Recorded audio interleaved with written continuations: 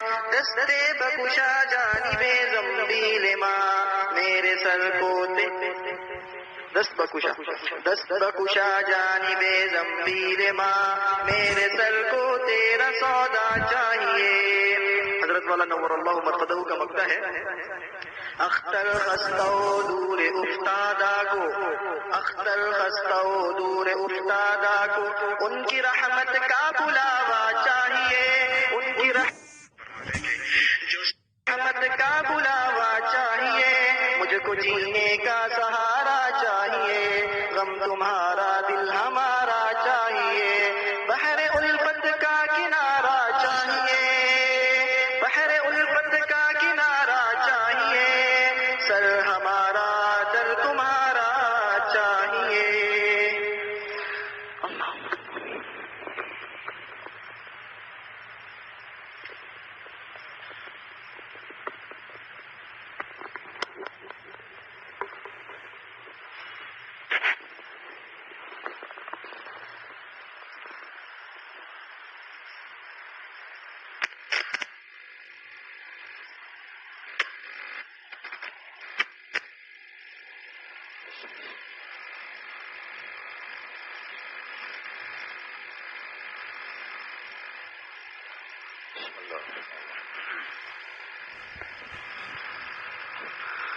الحمد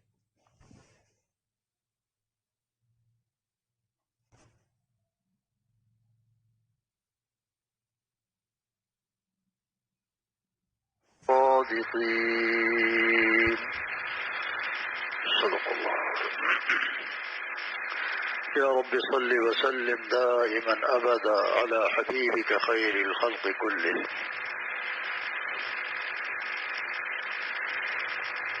حضرت والد صاحب نور اللہ مقدو کے شیخ اول حضرت مولانا شاہ محمد احمد صاحب پرتاپ گڑھی نور اللہ مقدو الہ آباد کے قریب آپ کا قصبہ تھا، اور یہ اس حضرت مولانا شاہ فضل الرحمان گنج مراد آبادی نور اللہ مقدو کے سلسلے میں مجاز کی. سراپا محبت.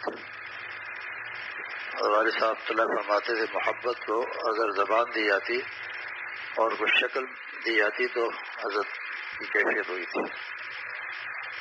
جو لوگ آتے تھے دین سیکھنے کے لیے ان کا اکرام تو کرتے ہی تھے.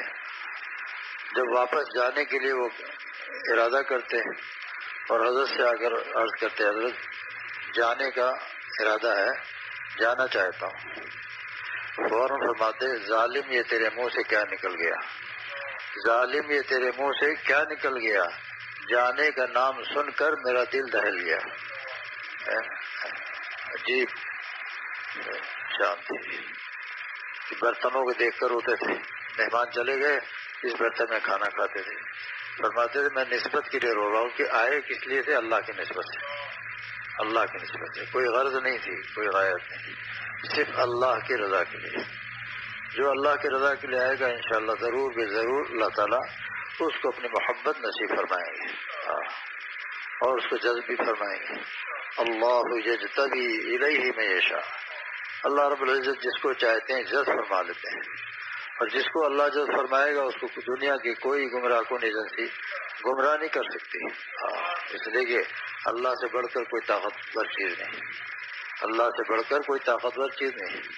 جس کو اللہ رکھے اس کو کون چکھے، جس کو اللہ نہ رکھے اس کو سب چکھے.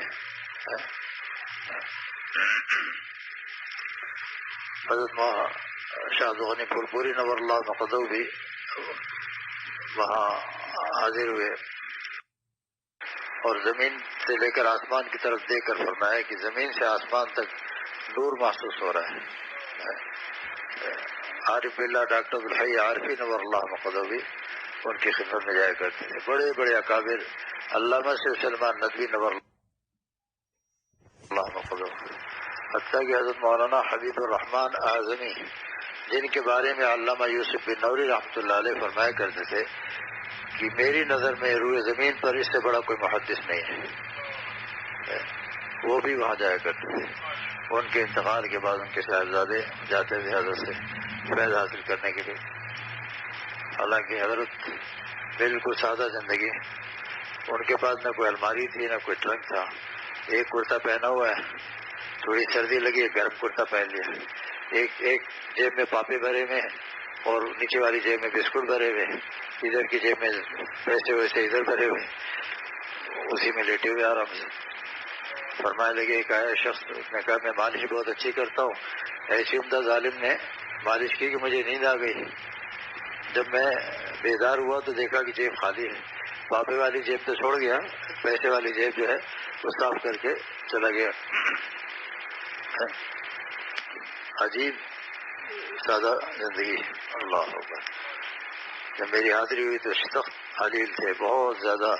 پورے ہندوستان میں دعائیں ہو رہی کہ اللہ شفا عطا فرمائے. کمرہ اندھیرا کیا ہوا تھا, ڈرپ لگی ہوئی ہے دونوں ہاتھوں میں, ڈاکٹر کھڑے ہوئے ہیں سب. تو مجھے دیکھا کہ تو فوراً سب اندر لے گئے. کم کر خاموش رہیے گا, سلام ولام نہ کیجیے گا. ٹھیک. بس میرے منہ سے بس میں نے بریک لگا لیا, لیکن حضرت نے سن لیا. فوراً عادت تھی یوں دیکھتے تھے, روشنی سے ذرا گھبراہٹ ہوتی تھی. کون؟ اندھیرا تھا کمرے میں. میں نے کہا محمد مظہر. ارے جلدی جلدی, ایک ٹرپ تو خود ہی نکال کے پھینک دی. ڈاکٹر کا یہ بھی نکالو, جلدی کرو اور مجھے اٹھاؤ. میں نے کندھے پہ ہاتھ رکھا, ساتھ کمرے میں جا کے بیٹھ گئے. اب ادھر مسجد بھری ہوئی, لوگ رو رو کے دعا مانگ رہے ہیں ان کی صحت کے لیے. پھر ایک خانے میں جا کے بھائی اب دعا قبول ہو گئی ہے, اب وہ تو دوسرے کمرے میں جا کے آرام سے بیٹھے. کون آیا کون آئے, اور سب جناب پوچھنا, اور اس کی محبت اور شفقت عجیب. پھر فرمایا کہ آج سے قیام کتنے دن ہے؟ میں نے کہا 10 دن. کہا 10 دن بیان تمہارا ہوگا اور نماز بھی تمہیں پڑھاؤ گے. میں نے کہا میں مسافر ہوں. فرمایا ایک مسئلے کا سیکھنا بھی 1000 رکعت نفل سے زیادہ ثواب ہے. تو لوگوں کو ایک مسئلے کا علم ہو جائے گا کہ مسافر کے پیچھے کیسے نماز پڑھی جاتی ہے. میں خود اعلان کروں گا اور آپ جناب. تو عجیب شانتی حضرت کی. ساتھ ہی ایک مزار تھا, وہاں سے ہر وقت کوئی نہ کوئی آواز آتی رہتی تھی. بڑے پریشان رہتے تھے کہ اللہ ان کو خاموش کر دے. تو 24 گھنٹے کچھ نہ کچھ, کبھی قوالی ہو رہی ہے, کبھی ڈھولک بج رہا ہے, کبھی کچھ ہو رہا ہے, کبھی ریکارڈنگ چل رہی ہے. تو انیس الآبادی کو حضرت نے کہا بھائی آواز کچھ کم نہیں ہو سکتی. کہا میں بند کرا دیتا ہوں, ابھی آپ فکر نہ کریں. وہ گئے, وہاں جا کے قریب بیٹھ گئے. تھوڑی دیر بعد آواز بند ہو گئی.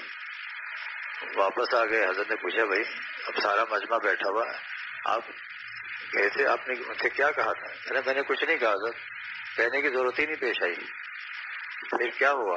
کہنے وہ ٹھیلا کھڑا تھا, اس میں سڑے ہوئے 3-4 ٹماٹر میں نے جیب میں رکھ لیے تھے. وہ جب قوال کبھی کھڑا ہوتا تھا, کبھی بیٹھ کے شیر پڑتا تھا, پھر کھڑا ہوتا تھا. 2 ٹماٹر اس کے نیچے پھینک دیے. بیٹھا تو اس کو ٹھنڈا ٹھنڈا محسوس ہوا. اس نے دیکھا کہ کچھ لال لال ہے, تو اس نے کہا پتہ نہیں کچھ چوٹ لگی ہے, خون آ رہا ہے, کہ ہے کیا مسئلہ. وہ اشعار بھی سب بھول گیا. پھر میں نے 2-3 دفعہ اٹھے بیٹھے کی, تیسرا ٹماٹر پھر میں نے پھینک دیا. پھر اس نے بس اس کی آواز آئی تو اس نے کہا ہے کوئی مسئلہ. تو سب سے کہا کہ بھائی آج کی مجلس ختم کرو, مجھے چھٹی دو اور ایک رومال لے آؤ. رومال کی کیا ضرورت ہے, بس ذرا باندھ کے ذرا جانا ہے ٹوائلٹ تک, ذرا حمام تک, تاکہ دیکھوں کہ ہے کیا چیز. حضرت بہت ہنسے, ظالم تو نے یہ کیا حرکت کی. حضرت اس کو خاموش کرنا کوئی آسان تھوڑی تھا, خاموش کرنا کوئی آسان نہیں تھا. تو عجیب شخصیت تھی حضرت کی کہ اللہ اکبر. میں واپس صبح اسٹیشن پہنچا, ٹرین میں بیٹھا ہی تھا کہ دیکھا کہ حضرت پھر خدام کے ساتھ تشریف لا رہے ہیں. میں نے کہا حضرت مجھے حکم دیتے میں آ جاتا فرمانے. مجھے اب آخری وقت ہے, پتہ نہیں دنیا میں ملاقات ہوگی یا نہیں. تو دل میں آیا کہ ایک نظر اور دیکھ لوں تمہیں. اتنی محبت ماشاء اللہ. حضرت والد صاحب نور اللہ میں خود کا قیام تھا اپنے, جہاں طبیہ کالج میں والد صاحب نے پڑھا تھا. تو رات حضرت کے پاس بیٹھے, 1 بجے 2 بج جاتے تھے, مجلس گرم رہتی تھی. تو والد صاحب اپنے قرارگاہ پہ جہاں قیام تھا وہاں آ گئے. تھوڑی دیر میں دیکھا کہ حضرت تشریف لا رہے ہیں, 60-70 آدمی ساتھ ہیں, اور سائیکل رکشا جتنے نہ دیکھا وہ سمجھ بھی نہیں سکتا. اس پر بیٹھنے کے بعد یہ محسوس ہوتا ہے کہ رکشا میرے اوپر سوار ہے, میں رکشے کے نیچے ہوں. کبھی ادھر لڑک رہا ہے, کبھی ادھر لڑک رہا ہے, اکثر لوگ گر بھی جاتے ہیں اس میں. تو حضرت نے فرمایا کہ والد صاحب نے عرض کیا کہ آپ مجھے بلا لیتے، فرمایا نہیں، میں آیا نہیں لایا گیا ہوں، میں آیا نہیں لایا گیا ہوں، محبت دے کے تڑپایا گیا ہوں، سمجھتا لاکھ اسرار محبت، نہیں سمجھا میں سمجھایا گیا ہوں۔ اللہ اکبر۔ عجیب، لکھنؤ کے اندر جامعہ فرقانی حضرت کے صاحبزادے، انہوں نے شعبہ تجوید کا بہت بڑا ادارہ قائم کیا تھا، اور ماشاءاللہ شیخ القرہ بہت مشہور قاری بھی تھے، وہاں سے آیا کرتے تھے مجلس میں بیٹھ کر اور پھر چلے جاتے تھے، حالانکہ بیٹے بہت کم باپ کی مجلس میں بیٹھتے ہیں، وہ کہتے ہیں گھر کی مرغی دال برابر۔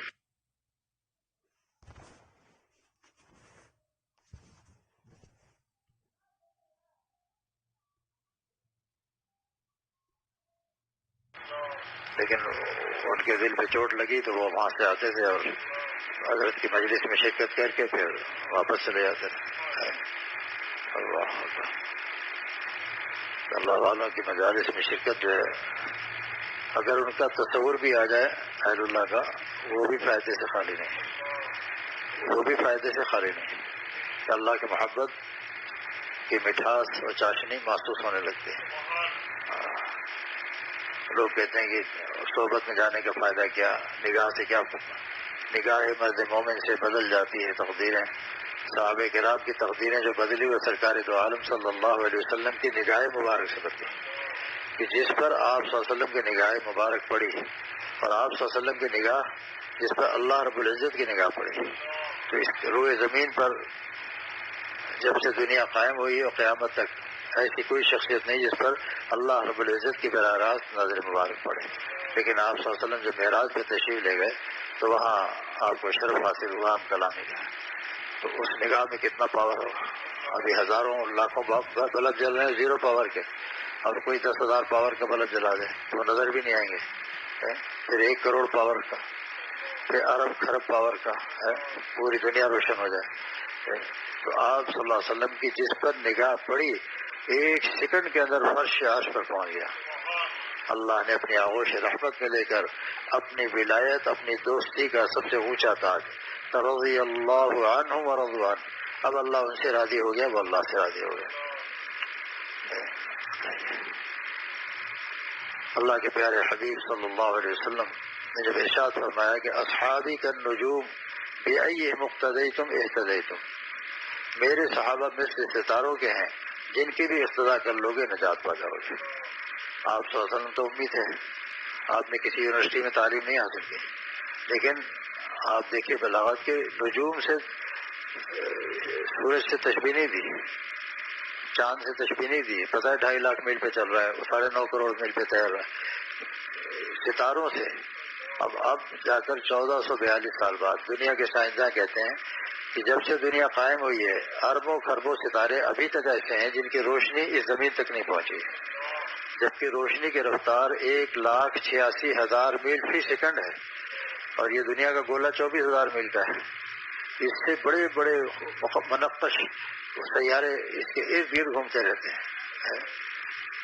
یہ وہاں ملیشیا میں دنیا کے 3 ملکوں میں ہے ناسا کی دوربین، اس کمرے سے بھی بہت بڑی ہے۔ وہاں ہم گئے تو اس کو دوربین کو پھر چھت پوری کھلی تو ایسا لگ رہا ستارے بالکل نیچے آ گئے، ستارے بالکل نیچے آ گئے۔ تو اس زمانے سے وہ رفتار رواں دواں ہے، آج تک اس روئے زمین تک نہیں پہنچی۔ تو کیا سمجھ میں آیا کہ صحابہ کرام کی عظمت تک ہم پہنچ ہی نہیں سکتے، کیونکہ میری نگاہ پڑی ہوئی ہے ان کے اوپر، اس لیے ان کی عظمتوں تک تم پہنچ ہی نہیں سکتے۔ آج لوگ چوڑے روڈ کی صفائی کرنے والے لان تان کرتے ہیں، بکواس کرتے ہیں کہ ہمیں فلاں صحابی پہ اعتراض ہے، نعوذ باللہ۔ آپ بتائیے روشنی غلط، یہ ٹیوب لائٹ جل رہی ہے، روشنی ہے، پنکھا چل رہا ہے، ٹھنڈی ہوا بھی آ رہی ہے، یہ کہاں سے آ رہی؟ پاور ہاؤس سے، اور پاور ہاؤس سے یہاں تک ہزاروں لاکھوں پول لگے ہوئے بجلی کے کھمبے، اور تار کا کنیکشن وہاں سے لے کر یہاں تک قائم ہے۔ اگر کوئی شخص کہے کہ ایک پول پر مجھے اعتماد نہیں ہے، اس کو نکال دو، تار کاٹ دو، بتائیے روشنی آئے گی؟ تو ایسی کسی ایک صحابی پر اگر اعتراض ہو گیا، ایمان تو اسی وقت ختم ہو گیا، ایمان اسی وقت ختم ہو گیا۔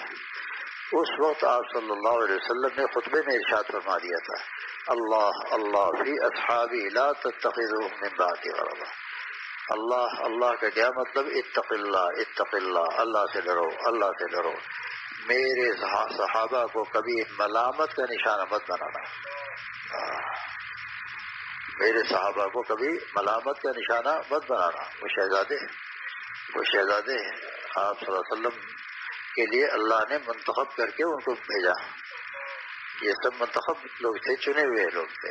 اس لیے ادنا صحابی جس کو 100 تک کی گنتی بھی نہیں آتی تھی، وہ ترازو کے ایک پلڑے میں رکھ دیا جائے، اور تمام علماء، فقہا، محدثین، ائمہ اربعہ یہ سب ترازو کے دوسرے پلڑے میں رکھ دیا جائے، تو یہ پلڑا جھک جائے گا جس میں ایک صحابی ہے، کیونکہ اس پہ نگاہ نبوت پڑی، اس پر نگاہ نبوت پڑی ہے۔ اللہ اکبر۔ اس لیے صحابی ان کی عظمت ہم اس کو تصور میں بھی نہیں لا سکتے۔ اس لیے اللہ کے نبی صلی اللہ علیہ وسلم نے نجوم سے تعبیر فرمائی، ستاروں کی طرح کی۔ آج تک ساری دنیا کے سائنس اتنی ترقی ہونے کے بعد بھی کہتے ہیں وہ ناسا کی دوربین سے 2.5 لاکھ کلومیٹر اس سے نظر آتا ہے، پھر زوم کرتے ہیں تو اور اوپر جاتے ہیں، لیکن کچھ نہیں پتا کہ ستارے کتنے ہیں۔ تو بتا دیا کہ میرے صحابہ تک تمہاری دسترس ممکن نہیں ہے، تم پہنچ ہی نہیں سکتے، نہ ان کی عظمتوں کو پہچان سکتے ہو، اس لیے کہ اللہ کی رضامندی کی مہر لگ چکی ہے، ان کو پروانہ مل چکا ہے۔ حالانکہ اویس قرنی وہی زمانہ ہے، لیکن آپ صلی اللہ علیہ وسلم کی خدمت مبارک میں نہیں پہنچ سکے، والدہ بیمار تھی، علیل تھی، ان کی خدمت مرتبہ تو بہت اونچا ہے کہ آپ صلی اللہ علیہ وسلم نے فرمایا، اے عمر میری امت کے لیے ان سے دعا کرانا، لیکن صحابیت کا مقام نہیں ملا، صحابیت کا مقام نہیں ملا ان کو۔ آج تو جس کو دیکھو ہر بزرگ کو رضی اللہ عنہ لکھتے ہیں، عجیب۔ اور اوپر اور ذرا بڑے ہوئے تو علیہ السلام، بتائیے تو انبیاء کے لیے مخصوص ہے، انبیاء کے لیے مخصوص ہے، لیکن بس وہی ہے کہ جہالت کی جب انتہا ہوتی ہے، تو آدمی کو کچھ پتہ نہیں ہوتا ہے کہ میں زبان سے کیا نکال رہا ہوں۔ ایک صفحے القابات میں بھرے ہوتے ہیں، ایک صفحے القابات سے بھرے ہوتے ہیں۔ آج کل بھی ایسے بعض صوفی ہیں جو اپنے مشائخ کو اتنے القابات جو کہ اللہ کے لیے مخصوص ہیں، جو کہ آپ صلی اللہ علیہ وسلم کے لیے مخصوص ہیں، ان القابات کو استعمال کرتے ہیں۔ حکیم الامت مجد زمانہ مولانا اشرف علی تھانوی نور اللہ مرقدہ خط لکھنے کے بعد یا اوپر ہی لکھتے تھے از اشرف علی، نیچے بھی اشرف علی۔ بتائیے کتنی سادگی، کتنی سادگی کے ساتھ۔ یا ننگے اسلاف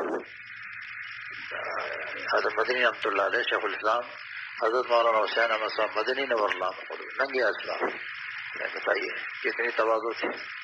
آج یہ صوفی چاہے کتنا بھی اہل علم حضرات روکیں، وہ کہتا نہیں میں تو نہیں باز آؤں گا، میں تو اپنے شیخ کے بارے میں لکھوں گا اتنے الفاظ، جہاں جو مترادف الفاظ ہوں، جو اللہ کے لیے بھی استعمال ہوتے ہوں، وہ کسی مخلوق کے لیے جائز نہیں۔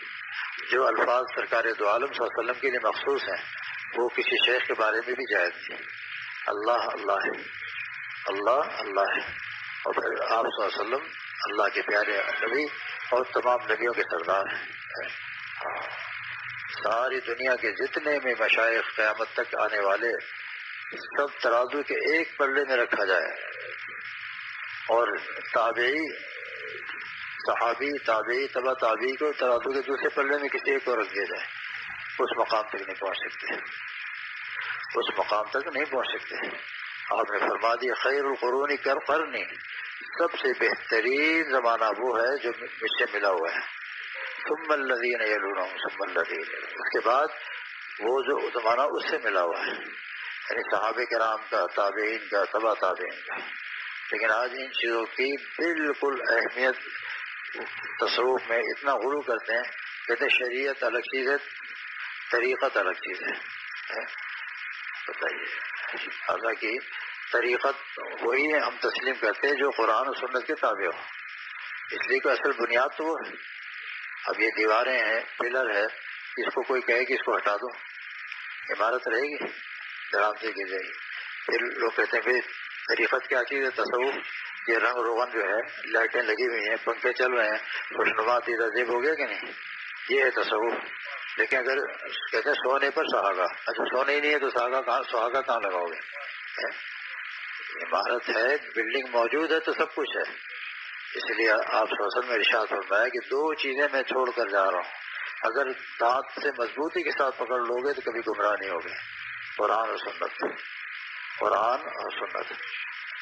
اس زمانے میں بھی فتنہ انکار حدیث، ایسے شیاطین اکا دکا پیدا ہو گئے تھے۔ حضرت عمران بن حسین رضی اللہ تعالیٰ عنہ ہفتہ واری بیان چل رہا تھا، ایک شخص آیا، اس نے کہا کہ آپ آیات قطعیات پیش کیجئے، یعنی قرآن سے بیان کیجئے۔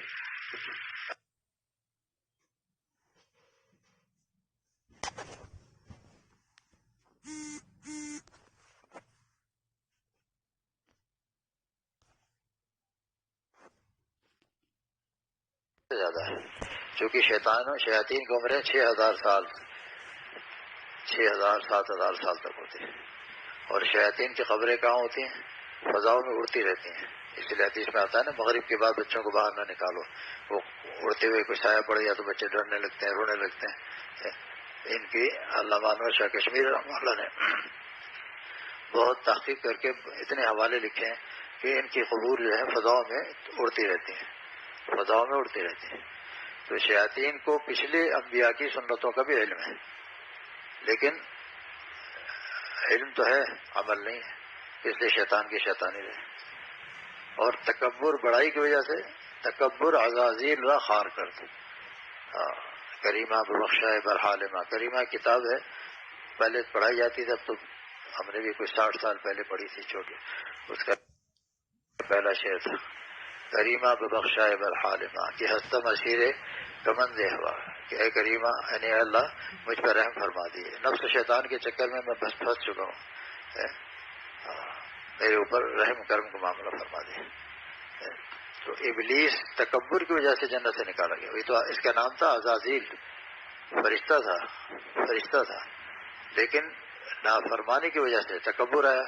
اللہ تعالیٰ مجھے سجدے کا حکم دے رہے ہیں، آدم علیہ السلام کو مٹی سے پیدا کیا اور میں یہ آگ سے پیدا کیا، آگ تو اوپر ہوتی ہے اور اعلیٰ ہوتی ہے، اور یہ تو مٹی تو نیچے رہتی ہے۔ اب وہیں سے دل میں تکبر ہوا، تو اسی دن اللہ تعالیٰ ناراض ہوئے اور ارشاد فرمایا اخرج فإنک رجیم، نکل کمینے یہاں سے، جنت سے، تو آج سے مردود ہے۔ تو اگر رسول ہی توبہ کر لیتا، سجدے میں گر جاتا کہ اللہ خطا ہوئی معاف فرما دیا، تو اللہ تعالیٰ معاف فرما دیتے ہیں، لیکن نہیں۔ تو پہلے زمانے میں یہ کتاب پڑھائی جاتی ہے، تصوف بھی بہت عجیب، کریمہ ببخشا برحالمہ کہ ہستم اسیر کمند ہوا۔ پھر ایک موریشس میں ایک مفتی یوسف صاحب تھے، انہوں نے کہا یہ پچھلے زمانے کی اشعار ہیں، پہلے لوگوں اللہ والوں سے تعلق ہوتا تھا، ہر وقت نفس کی اصلاح کی فکر ہوتی تھی، میں نے ان اشعار کو بدل دیا ہے آج کل کے حالات پہ، کہ کریمہ ببخشائے برحال بندہ کہ ہستم اسیر کمیٹی و چندہ۔ تو انہوں نے کہا کہ اس زمانے میں نفس کے چکر میں رہتے تھے کہ کسی کا نفس کی اصلاح ہو جائے، اب کہتے ہیں کمیٹی والے تنگ کر رہے ہیں کہ چندہ لے کے آؤ، تو رومال کندھے پہ ڈال کے بیچارہ چندہ ہی مانگتا رہتا ہے۔ تو سب بہت ہنسے کہ کہنے سارے اشعار کی میں نے ترمیم کر دی ہے موجودہ حالات میں۔ ہمیشہ تکبر سے اللہ ہم سب کی حفاظت فرمائے، اور نیک صحبتوں میں اللہ آنے جانے کی توفیق عطا فرمائے۔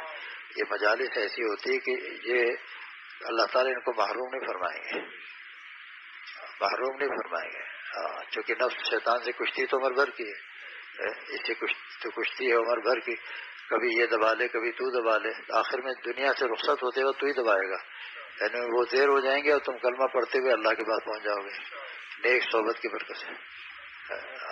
لا یشقی بھی، شقاوت جن کی مقدم ہوگی اللہ سعادت سے تبدیل فرما دیں گے کہ میرے نیک بندوں کی صحبت لاتے ہیں، اس لیے ان کی شقاوت کو سعادت میں تبدیل فرمایا۔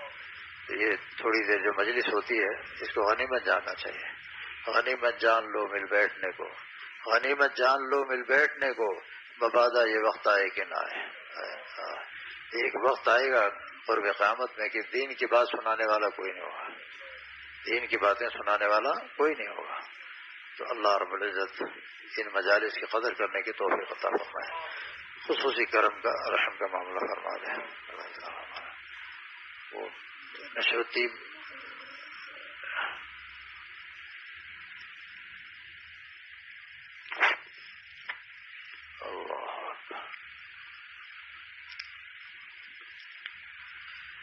یہ کتاب 113 سال پہلے حکیم الامت مجد زمانہ مولانا اشرف علی تھانوی نور اللہ مرقدو نے شمائل ترمذی سے اس کو مرتب کیا تھا، آپ صلی اللہ علیہ وسلم کی شمائل سے۔ اور تعاون کی بیماری اس زمانے میں پورے بر صغیر میں پھیلی ہوئی تھی، تو اموات بہت زیادہ ہو رہی تھی، تو اس کتاب کو جب پڑھنا لکھنا شروع کیا گیا، چند صفحے لکھے جاتے تھے، اس دن بہت اموات نہیں ہوتی تھی۔ پھر اس کے بعد اس کا پڑھنا شروع کیا گیا، اور جب سے کورونا پھیلا جہاں جہاں یہ پڑھی جا رہی ہے، اللہ تعالیٰ نے اس سے حفاظت فرمائی سب کے۔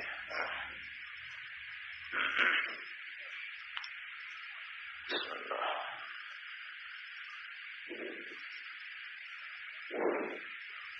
بسم اللہ الرحمن الرحیم۔ 8ویں فصل، آپ صلی اللہ علیہ وسلم کے بچپن کے واقعات۔ پہلی روایت حضرت ابن شیخ نے خصائص میں ذکر کیا ہے کہ آپ صلی اللہ علیہ وسلم کا جھولا فرشتے جھلایا کرتے تھے۔ دوسری روایت حضرت حلیمہ فرماتی ہے کہ میں نے جب آپ صلی اللہ علیہ وسلم کا دودھ چھوڑایا تو آپ صلی اللہ علیہ وسلم نے دودھ چھوڑتے ہی سب سے پہلے جو بات فرمائی وہ یہ تھی، اللہ اکبر کبیرا والحمد للہ کثیرا وسبحان اللہ بکرۃ واصیلا۔ اللہ تعالیٰ سب سے بڑے ہیں، وہ بہت بڑے ہیں، صبح شام اللہ تعالیٰ ہی کی تسبیح۔ جب آپ صلی اللہ علیہ وسلم ذرا بڑے ہوئے تو باہر تشریف لے جاتے اور لڑکوں کو کھیلتا دیکھتے مگر ان سے علیحدہ رہتے، یعنی کھیل میں شریک نہیں ہوتے تھے۔ تیسری روایت حضرت عبداللہ بن عباس رضی اللہ تعالیٰ عنہما سے روایت ہے کہ حضرت حلیمہ رضی اللہ تعالیٰ عنہ آپ صلی اللہ علیہ وسلم کو دور نہ جانے دیا کرتے تھے۔ ایک بار انہیں معلوم نہ ہوا اور آپ صلی اللہ علیہ وسلم اپنی رضائی بہن حضرت شیمہ کے ساتھ عین دوپہر کے وقت مویشیوں کی طرف چلے گئے۔ حضرت حلیمہ رضی اللہ تعالیٰ عنہ آپ صلی اللہ علیہ وسلم کی تلاش میں نکلی، دیکھا کہ آپ صلی اللہ علیہ وسلم بہن کے ساتھ ہیں۔ حضرت حلیمہ رضی اللہ تعالیٰ عنہ حضرت شیمہ رضی اللہ تعالیٰ عنہ سے کہنے لگیں، اس گرمی میں ان کو یہاں لے کے پھر رہی ہو؟ بہن نے کہا، اماں جان میرے بھائی کو گرمی ہی نہیں لگتی، میں نے ایک بادل کا ٹکڑا دیکھا تو ان پر ہر وقت سایہ کیے رہتا ہے، جب یہ ٹھہرتے ہیں تو وہ بھی ٹھہر جاتا ہے، جب یہ چلنے لگتے ہیں تو وہ بھی چلنے لگتا ہے، اس جگہ تک ہم اسی طرح پہنچے ہیں۔ اللہ اکبر۔ چوتھی روایت حضرت حلیمہ سعدیہ رضی اللہ تعالیٰ عنہ سے روایت ہے کہ میں طائف سے قبیلے بنو سعد کی عورتوں کے ساتھ دودھ پینے والے بچوں کی تلاش میں مکے آئی، اور اس قبیلے کا یہی کام تھا۔ حالانکہ آج 1442 سال گزر گئے، طائف سے اترتے ہوئے کار پہ بھی پسینے چھوٹ جاتے ہیں، اتنی نیچے نشیب میں، اور یہ بلندی پہ اتنی وہاں سخت سردی اور یہاں گرمی ہے، تو یہ کیسے پیدل اس زمانے میں سفر کرتے تھے؟ وہ آپ صلی اللہ علیہ وسلم بھی طائف تشریف لے جاتے تھے، اونٹوں پہ بیٹھ کے جانا کتنے مشقت ہے۔ فرمایا کہ اس سال سخت قحط تھا، میری گود میں میرا ایک بچہ تھا، مگر اتنا دودھ بھی نہیں تھا کہ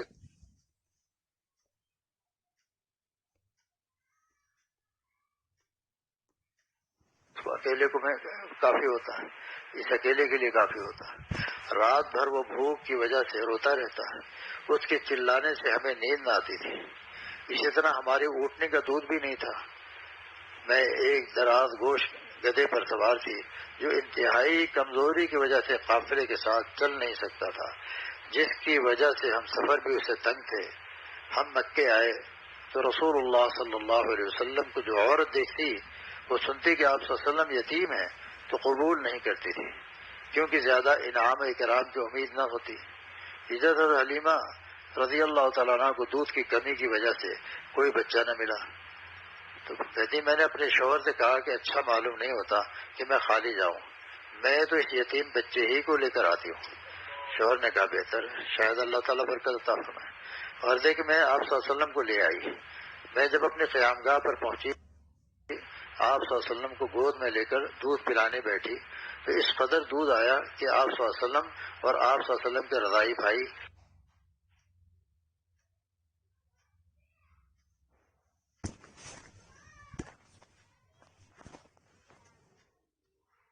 یعنی میرے بچے نے بھی خوب آرام سے پیا اور آرام سے سو گئے۔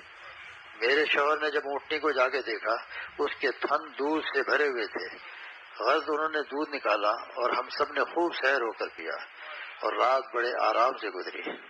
اس سے پہلے ہمارے نصیب میں سونا بھی نہیں تھا۔ شوہر کہنے لگا، اے حلیمہ تو بڑی برکت والے بچے کو لائی ہے۔ میں نے کہا ہاں، مجھ کو بھی یہی امید ہے۔ پھر ہم مکہ سے روانہ ہوئے۔ میں آپ صلی اللہ علیہ وسلم کو لے کر اسی دراز گوش گدھے کے لیے یہ الفاظ ادباً استعمال کیا گیا، اس پر سوار ہوئی۔ اب تو اس کا یہ حال تھا کہ کوئی سواری اس کے تیز رفتاری کے سبب اس کو پکڑ نہ سکتی تھی۔ عورتیں تعجب سے کہنے لگیں، حلیمہ ذرا آہستہ تو چلو، کیا یہ وہی دراز گوش والا گدھا ہے جس پر تم آئی تھی؟ میں نے کہا وہی ہے۔ کہنے لگی، لگتا ہے کوئی خاص بات پیش آئی ہے۔ پھر ہم اپنے گھر پہنچے۔ اگرچہ وہاں سخت قحط تھا لیکن میری بکریاں دودھ سے بھری ہوتی، دوسروں کو اپنے جانوروں سے ایک قطرہ تک دودھ نہ ملتا تھا۔ میری قوم کے لوگ اپنے چرواہوں سے کہتے ہیں، تم بھی وہاں جانور چراؤ جہاں حلیمہ کے جانور چرتے ہیں، مگر اس کے باوجود ان کے جانور خالی آتے اور میرے جانور بھرے آتے، کیونکہ چراگاہ میں کیا رکھا ہے، اصل بات تو کچھ اور تھی۔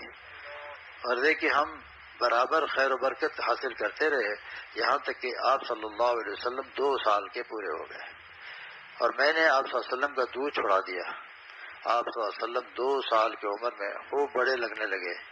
پھر ہم آپ صلی اللہ علیہ وسلم کو آپ صلی اللہ علیہ وسلم کے والدہ کے پاس لائے، مگر آپ صلی اللہ علیہ وسلم کی برکت کی وجہ سے ہمارا جی چاہتا تھا کہ آپ صلی اللہ علیہ وسلم کچھ دن اور ہمارے پاس رہیں، اس لیے آپ صلی اللہ علیہ وسلم کی والدہ سے اصرار کر کے اور مکے میں وبا کے بہانے سے ہم آپ صلی اللہ علیہ وسلم کو پھر اپنے گھر لے آئے۔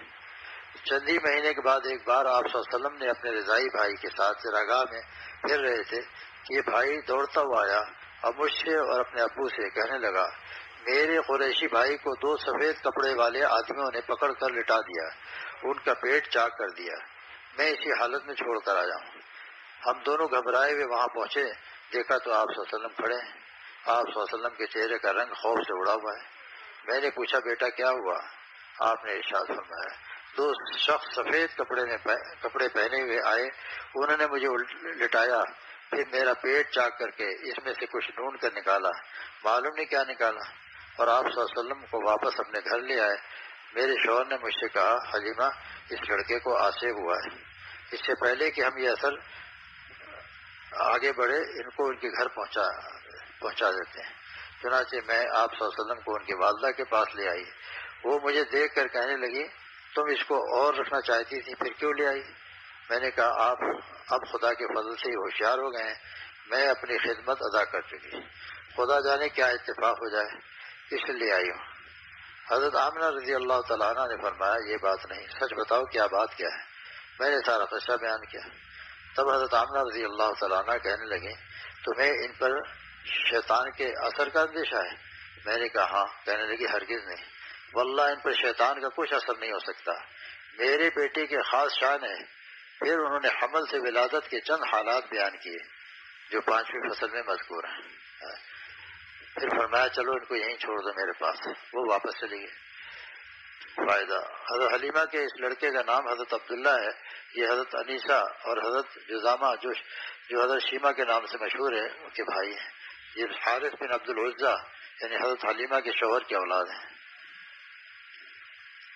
بعض علماء نے فرمایا کہ یہ سب حضرات بعد میں مشرف اسلام ہوئے۔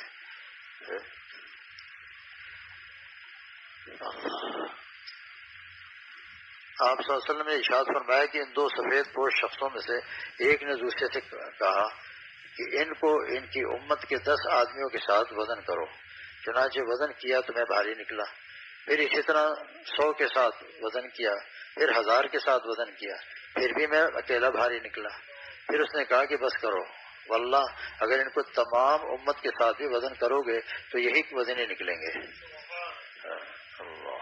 فائدہ، شق صدر یعنی سینہ چاک کرنا اور قلب اطہر کا دھلنا 4 بار ہوا، ایک تو یہی جو مذکورہ ہوا، دوسری بار 10 سال کی عمر میں صحرا میں، تیسری بار نبوت ملنے کے وقت رمضان کے مہینے میں غار حرا میں، چوتھی بار شب معراج میں، اور پانچویں بار ثابت نہیں ہے۔ حضرت شاہ عبد العزیز محدث دہلوی رحمہ اللہ نے سورہ علم نشرہ کی تفسیر میں اس کے متعلق ایک نقطہ لکھا ہے کہ پہلی مرتبہ سینہ اس لیے چاک کیا گیا کہ لڑکوں کے دلوں میں کھیل کود کی جو فضول محبت ہوتی ہے وہ نکل جائے، اور دوسری مرتبہ اس لیے چاک کیا گیا کہ جوانی میں آپ صلی اللہ علیہ وسلم کے دل میں ایسے کاموں کی طرف رغبت نہ ہو جو جوانی کی وجہ سے گناہ کا ذریعہ بنتی ہے۔ تیسری مرتبہ اس لیے آپ صلی اللہ علیہ وسلم کے دل میں وحی برداشت کرنے کی قوت پیدا ہو سکے، اور چوتھی بار اس لیے کہ آپ صلی اللہ علیہ وسلم کے دل میں فرشتوں کے عالم اور اللہ تعالیٰ کے مراتب کو دیکھنے کی قوت پیدا ہو سکے۔ اللہ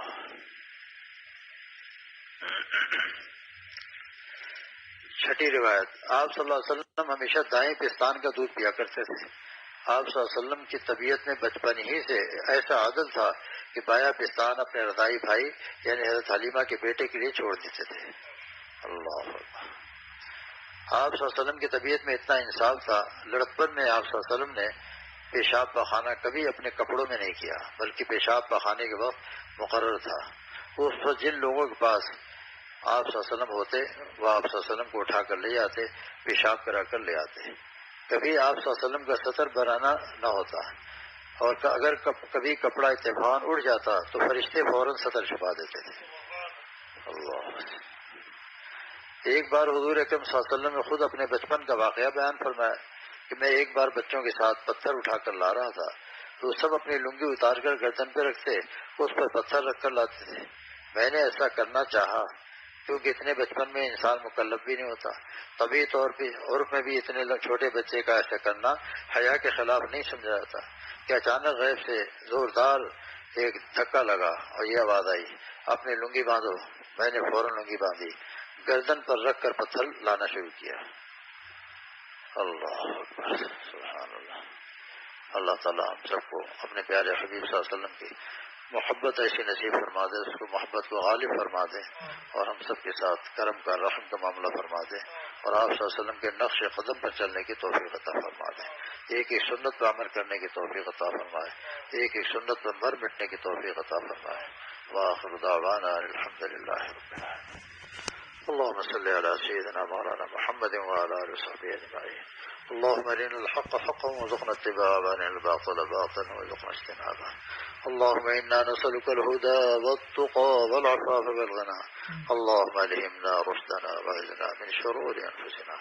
يا رب كريم رحمك كرمك معاملہ فرما، یا رب کریم رحمت کرم کو معاملہ فرما، یا رب کریم ہر قسم کے شرور فتن، ہر قسم کے امتحان سے ہم سب کی حفاظت فرما، یا رب کریم ہم سب کی حفاظت فرما، یا رب کریم ہم سب کی حفاظت فرما، ہم سب کو تقوی والی حیات نصیب فرما، حیات اولیاء، حیات اتقیاء، حیات اصفیاء نصیب فرما، یا رب کریم تو کریم ہے، کرم کا معاملہ فرما دے، یا رب کریم تو رحیم ہے، رحم کا معاملہ فرما دے، یا رب کریم ستار العیوب ہے، ہم سب کے عیوب پہ پردہ ڈال دے، یا رب کریم تو غفار الذنوب ہے، ہم سب کے گناہوں کو معاف فرما دے، یا رب کریم ہم سب کے گناہوں کو معاف فرما دے، یا رب کریم ہم سب کو اپنا بنا لے، یا رب کریم ہم سب کو اپنا بنا لے، تو ہمارا بن جا، جو تو میرا تو سب میرا، فلک میرا زمین میری، اگر ایک تو نہیں میرا تو کوئی شے نہیں میری، یا رب کریم رحم کا کرم کا معاملہ فرما دے، یا رب کریم ہمارے تمام جملہ جائز خواہشات کو پورا فرما، یا رب کریم ہم ضعیف ہیں، آپ نے فرمایا خلق الانسان ضعیف ہے، اے رب کریم ہم زیادہ امتحانات کے قابل نہیں ہیں، اس لیے ہم سب کے ساتھ رحم و کرم کا معاملہ فرما دے، اے رب کریم ہم سب کے ساتھ رحم و کرم کا معاملہ فرما دے، اے رب کریم، اے رب کریم 100% ہم سب کو اپنا بنا لے، اپنی مرضیات پہ چلنے کی توفیق عطا فرما دے، اپنے غضب و ناراضگی کے اعمال سے بچنے کی توفیق عطا فرما دے، ربنا تقبل منا انك انت السميع العليم وتب علينا انك انت التواب الرحيم، وصلى الله تعالى على خير خلقه محمد وعلى آله وأصحابه أجمعين برحمتك يا أرحم الراحمين.